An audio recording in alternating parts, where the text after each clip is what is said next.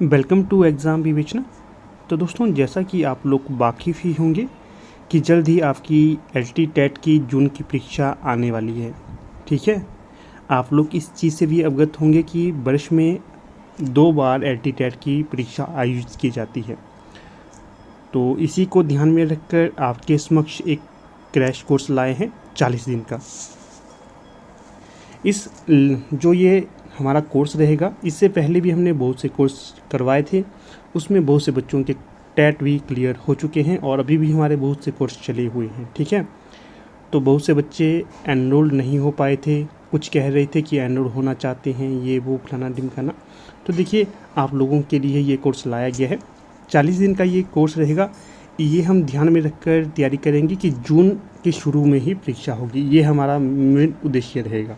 ठीक है, वैसे तो जून की शुरू में ही परीक्षा नहीं होगी, बीच में भी हो सकती है, पूरी अभी तक इसकी जानकारी नहीं आई है, पर हम मानकर यही चलेंगे। ठीक है, 40 दिनों का हमारा ये कोर्स रहेगा। इसमें देखिए क्या मिलेगा आपको, रिकॉर्डेड क्लासेस मिलेंगी प्लस डेली रिकॉर्डेड क्लासेस का टेस्ट होगा 8 बजे। ठीक है, तो ये आपको चीज़ें यहाँ पर मेन तौर पे मैं बता रहा हूँ।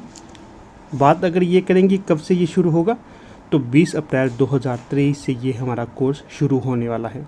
जो इंटरेस्टेड प्रश्न है, मानव शरीर की दूसरी सबसे बड़ी ग्रंथि कौन सी है? तो दोस्तों ये है अग्नाशय। और दोस्तों पहली है यकृत। अगला प्रश्न है, पथरी सामान्यतः बनी होती है? तो दोस्तों ये बनी होती है कैल्शियम ऑक्सलेट क्रिस्टल की, ऑप्शन सी। अगला प्रश्न है, न्यूमोनिया मानव शरीर के कौन से अंग को प्रभावित करता है? तो दोस्तों ये करता है फेफड़े को, ऑप्शन बी। अगला है, डॉली वाज क्लोन्ड। तो दोस्तों डॉली थी एक भेड़ जो 1996 में अस्तित्व में आई थी। अगला है, 1960 में पूर्व महासू जिले की किस तहसील से किन्नौर पृथक हुआ था? तो दोस्तों ये हुआ था चीनी से, ऑप्शन ए। अगला प्रश्न है,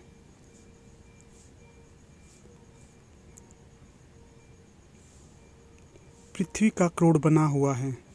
तो दोस्तों ये बना है निकल और आयरन से, ऑप्शन सी। अगला प्रश्न है, सिस्मोलॉजी किसके अध्ययन से जुड़ा हुआ है? तो ये जुड़ा है भूकंप से, ऑप्शन सी। अगला प्रश्न है, कोयला किस प्रकार की चट्टान है? तो ये है अपसादी, ऑप्शन बी। अगला है, इनमें से कौन सी हरित गृह गैस है? तो दोस्तों कार्बन डाइऑक्साइड, मीथेन, क्लोरोफ्लोरोकार्बन, ये सभी हैं, ऑप्शन डी बिल्कुल सही है। अगला प्रश्न है, पश्चिमा पवनें सामान्यतः किस दिशा से बहती हैं? तो दोस्तों ये बहती हैं, ऑप्शन ए, दक्षिण पश्चिम से उत्तर पूर्व, ऑप्शन ए। अगला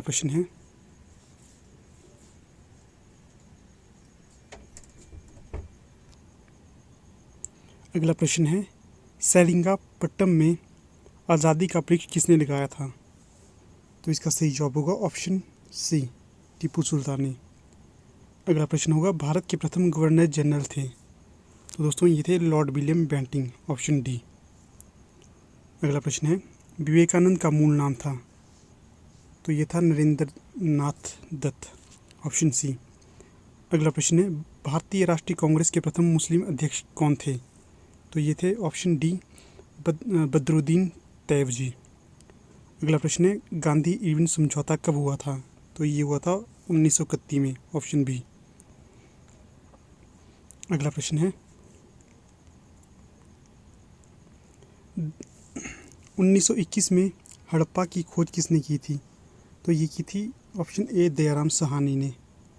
अगला प्रश्न है, आर्यन शब्द का शब्दांशतः अर्थ है? तो दोस्तों इसका अर्थ होगा, ऑप्शन सी, जन्म से उच्च। आर्यन शब्द का अर्थ होता है जन्म से उच्च, ऑप्शन सी बिल्कुल सही है। अगला प्रश्न है, सरस्वती नदी का ऋग्वैदिक नाम है? तो ये है, ऑप्शन बी, नदी तारा। अगला प्रश्न है, कौन सा शासक गौतम बुद्ध का समकालीन था? तो दोस्तों ये था बिंबिसार, ऑप्शन डी। अगला प्रश्न है, बुद्ध के उपदेशों का संग्रह निम्न में से किसमें किया गया है? ये किया गया सूत पिटक, ऑप्शन बी। अगला प्रश्न है, अशोक का शासन का सिद्धांत तथा धर्म की नीति किस लेख में अंकित है? तो ये है बृहत शिलालेख, ऑप्शन ए। अगला है पल्लवों की राजधानी थी, ये थी कांची में, ऑप्शन ए। अगला है दिल्ली के किस सुल्तान ने कुतुब मीनार का काम पूर्ण करवाया था? ये करवाया था इल्तुतमिश ने, ऑप्शन बी। अगला है निकोलो कॉन्टी एक प्रवासी किस देश का था? ये था इटली का, ऑप्शन ए। अगला है तुजु के बाबरी किसने लिखी है? तो लिखी हुमायूं ने, ऑप्शन ए।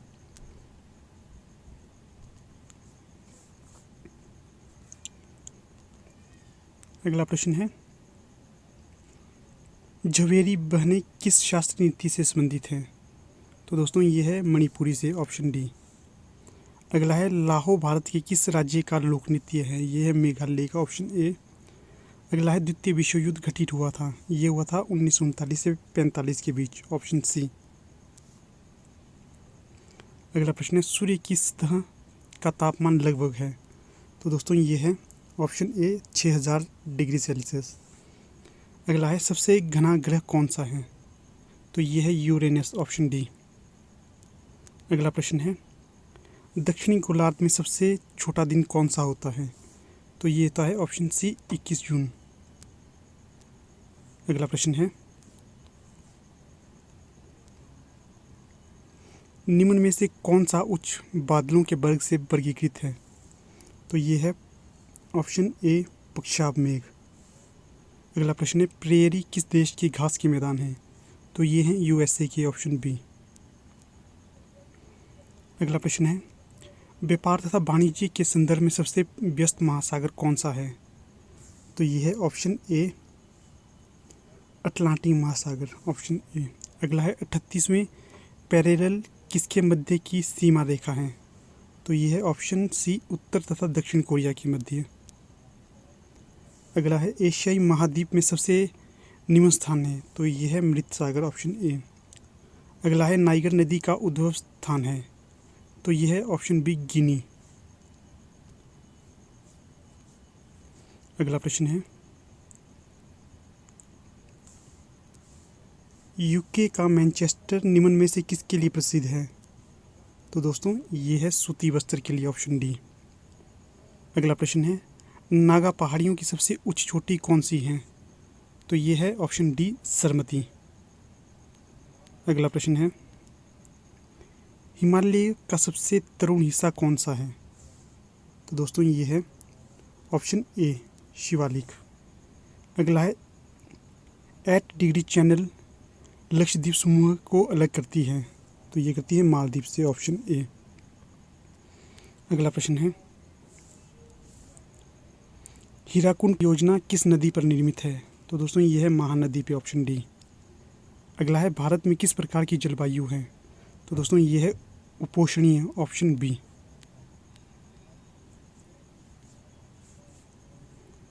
अगला प्रश्न है नूनमती तेल परिशोधनशाला भारत के किस राज्य में स्थित है? तो ये है असम में, ऑप्शन सी। अगला है भारत की सर्वप्रथम इलेक्ट्रिक ट्रेन थी? तो ये थी ऑप्शन सी डेक्कन क्वीन। अगला प्रश्न है संविधान सभा द्वारा गठित नियम प्रक्रिया समिति के सभापति कौन थे? तो ये थे doctor Rajendra Prasad, option B. अगला है भारतीय संविधान के आमुख में स्वतंत्रता, समानता तथा भाईचारा के आदर्श किस देश के संविधान से लिए गए हैं? तो ये लिए गए फ्रांस से, ऑप्शन ए।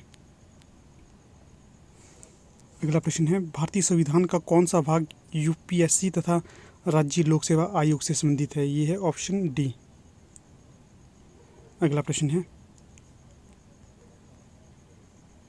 भारतीय संविधान की कौन सी अनुसूची दल बदल निषेध कानून से संबंधित है? तो ये है ऑप्शन सी 10वीं। अगला है गोवा किस वर्ष अस्तित्व में आया? ये है 1987 में, ऑप्शन ए। अगला है एक विदेशी भारत में कितने वर्षों तक निवास करे तो उसे भारतीय नागरिकता प्राप्त हो सकती है? तो यह है 12 वर्ष, ऑप्शन सी। अगला है कौन सी याचिका अवैध निरोध से संबंधित है? तो यह है ऑप्शन ए बंदी प्रत्यक्षीकरण। अगला है भारतीय संविधान का कौन सा अनुच्छेद कार्यपालिका से न्यायपालिका को पृथक करता है? तो यह अनुच्छेद 50। अगला है भारतीय संविधान के भारतीय संविधान में निर्दिष्ट मूलभूत कर्तव्यों की कुल संख्या है? Option B 11। अगला प्रश्न है, भारत का सबसे युवा राष्ट्रपति कौन था? तो ये थे option A N Sanjiva Reddy.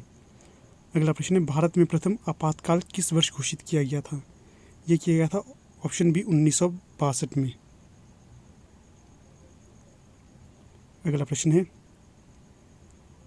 कौन सा एक स्थायी निकाय है? तो ये है ऑप्शन ए राज्यसभा। अगला प्रश्न है, महाराष्ट्र में लोकसभा की कुल सीटें कितनी हैं? ये 48, ऑप्शन सी। अगला है, भारत की न्यायिक व्यवस्था में सबसे सर्वोच्च कौन है? तो दोस्तों ऑप्शन डी इनमें से कोई नहीं, अर्थात केंद्रीय प्रशासनिक अधिकरण, ग्रीन ट्रिब्यूनल, उच्च न्यायालय, इनमें से कोई नहीं, ऑप्शन डी बिल्कुल सही है। अगला है, एक राज्य के महाधिवक्ता की नियुक्ति कौन करता है? तो ये करता है राज्यपाल, ऑप्शन डी। अगला प्रश्न है, स्टार्टअप इंडिया स्कीम किस वर्ष लॉन्च की गई थी? ये की गई थी ऑप्शन डी 2016 में।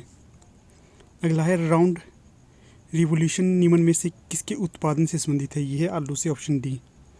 अगला है, विश्व में ब्लैक टी का सबसे बड़ा उत्पादक तथा उपभोक्ता कौन सा देश है? ये है भारत, ऑप्शन डी। अगला प्रश्न है, कौन सा औद्योगिक नीति प्रस्ताव भारत का आर्थिक संविधान कहलाता है? तो ये कहलाता है ऑप्शन बी 1956। अगला है, एशिया का प्रथम निर्यात प्रसंस्करण क्षेत्र 1965 में यहाँ पर स्थापित किया गया था। ये किया गया था कांडला में, ऑप्शन ए। अगला प्रश्न है, फेरा स्टैंड फॉर, FERA से तात्पर्य है? तो इसका फुल फॉर्म होगा दोस्तों निम्न में से कोई नहीं, क्योंकि जो यहाँ पर दिए गए ऑप्शन सारे गलत हैं। इसका जो अर्थ होता है वो होता है फेडरल इमरजेंसी रिलीफ एडमिनिस्ट्रेशन। यहाँ पर इसकी फुल फॉर्म दी है, आप देख सकते हैं। अगला प्रश्न है, विद्युत आपूर्ति भारतीय अर्थव्यवस्था के किस क्षेत्र से? प्रश्न एक बार फिर से पढ़ते हैं, विद्युत आपूर्ति भारतीय अर्थव्यवस्था के किस क्षेत्र में आती है? तो दोस्तों इस प्रश्न का उत्तर मुझे नहीं मिला है। अगर आप लोगों को इसका सही जवाब पता है तो आप बता सकते हो। मुझे लगता है या तो इसका बी होगा या तो सी, इनमें से एक। अगला प्रश्न है, केंद्रीय सांख्यिकी संगठन किस वर्ष गठित किया गया था? तो ये किया गया था दोस्तों 1951 में। अगला प्रश्न है, नीति आयोग में नीति से संदर्भ है? तो दोस्तों ये है National Institute for Transforming India, option C. अगला प्रश्न है, गरीबी उन्मूलन किस पंचवर्षीय योजना का एक उद्देश्य था? तो दोस्तों ये था 5वीं पंचवर्षीय योजना का, ऑप्शन सी। अगला प्रश्न है, वह किस प्रकार की बेरोजगारी कहलाती है जब उत्पादक क्षमता पर्याप्त मात्रा में नौकरी सृजन करने के लिए अपर्याप्त हो? तो ये होता है संरचनात्मक बेरोजगारी, ऑप्शन ए।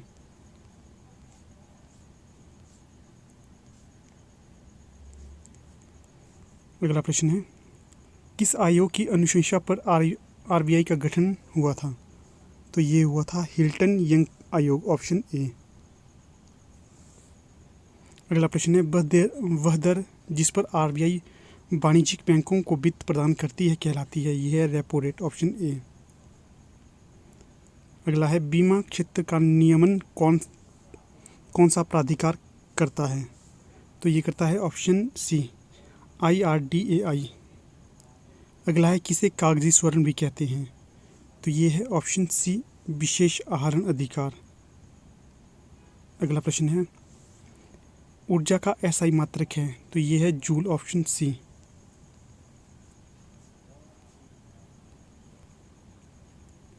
अगला प्रश्न है, वह उपग्रह जिसकी समयावधि 24 घंटे है कहलाता है? तो दोस्तों ये है ऑप्शन सी, अर्थात भूस्थायी उपग्रह। अगला है, कौन सा प्रशस्त दृश्य दर्पण के तौर पर प्रयुक्त होता है? तो ये है उत्तल दर्पण, ऑप्शन बी। अगला प्रश्न है, रेडियोधर्मिता की परिघटना किसने खोजी? तो ये खोजी थी ऑप्शन सी हेनरी विकवेरल ने। अगला प्रश्न है, वनस्पति तेल से घी उत्पादन के लिए कौन सा उत्प्रेरक प्रयुक्त होता है? तो ये होता है निकेल, ऑप्शन डी। अगला प्रश्न है, साधारण नमक है? तो यह है सोडियम क्लोराइड, ऑप्शन ए। अगला प्रश्न है, मनुष्य द्वारा उपयोग में लाई गई प्रथम धातु, तो ये थी तांबा, ऑप्शन ए। अगला है सोल्डर किसकी मिश्र धातु है, ये सीसा तथा टीन की, ऑप्शन सी। अगला प्रश्न है सीएनजी में मुख्य रूप से होता है मीथेन, ऑप्शन सी। अगला है ग्रेफाइट यह भी कहलाता है, तो ग्रेफाइट काला सीसा भी कहलाता है, ऑप्शन बी। अगला प्रश्न है साबुन होते हैं, तो दोस्तों साबुन होते हैं ऑप्शन ए उच्च बसीय अम्लों के सोडियम तथा पोटेशियम लवण, ये बिल्कुल सही जवाब है। अगला प्रश्न है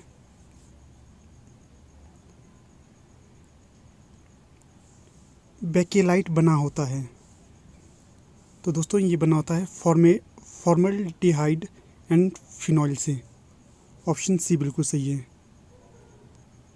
अगला प्रश्न है रासायनिक रूप से विनेगर है, तो ये है एसिटिक एसिड, ऑप्शन डी। अगला प्रश्न है विटामिन सी है एक, तो ये है एस्कॉर्बिक एसिड, ऑप्शन ए। अगला प्रश्न है कोविड-19 का कारक है, तो दोस्तों ये है विषाणु, ऑप्शन डी। अगला है सामाजिक कीट कौन सा है, तो दोस्तों ये है चींटी, ऑप्शन ए। तो दोस्तों यहाँ पर हमारी पार्ट 2 की वीडियो का समापन हो जाता है। हम जल्द ही आपके पास इसका अगला पार्ट भी लाएंगे, तब तक आप बाकी सभी पार्ट को देख सकते हैं। ठीक है दोस्तों, वीडियो देखने के लिए धन्यवाद। तो यहाँ पर देखिएगा, अगर आप लोग हमारे एलटी कमीशन और पीजीटी हिंदी के बैच में एनरोल होना चाहते हैं तो आप इसमें एनरोल हो सकते हैं। यहाँ पर मैं आपको बताऊंगा कि क्या क्या आपको मिलेगी, कैसे मिलेगी, क्या क्या आपको करना पड़ेगा।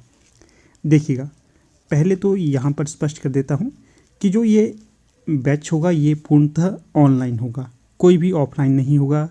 कुछ भी आपको जानकारी दी जाएगी, ये सारी आपको वीडियो जो भी होंगे ये आपको यूट्यूब पर प्रोवाइड करवाए जाएंगे। ठीक है, यूट्यूब वीडियो का लिंक आपको व्हाट्सएप ग्रुप में सेंड कर दिया जाएगा। अगर कोई पर्सनल चाहता है तो उसको पर्सनली भी सेंड किया जाएगा। ठीक है ना, इस तरह से ये स्ट्रैटेजी रहेगी। फिर आगे है आपको वीडियो कब, कैसे और कितने बजे मिलेगा। जो रोज़ सुबह 8 बजे आपको वीडियो मिलेगा, 8 बजे सुबह। ठीक है, और ये जो वीडियो होगा ये चैप्टर वाइज होगा, टॉपिक के अकॉर्डिंग होगा, चैप्टर वाइज होगा और रिकॉर्डेड वीडियो होगा। ठीक है, लगभग 1 घंटे के आसपास का ये वीडियो होगा। 1 घंटे से ज़्यादा भी हो सकता है, कई बार थोड़ा कम भी हो सकता है। आप अनुमान लगाइए 1 घंटे के आसपास का आपका लेक्चर होगा जो सुबह आपको 8 बजे मिलेगा। इसके साथ जो ये लेक्चर होगा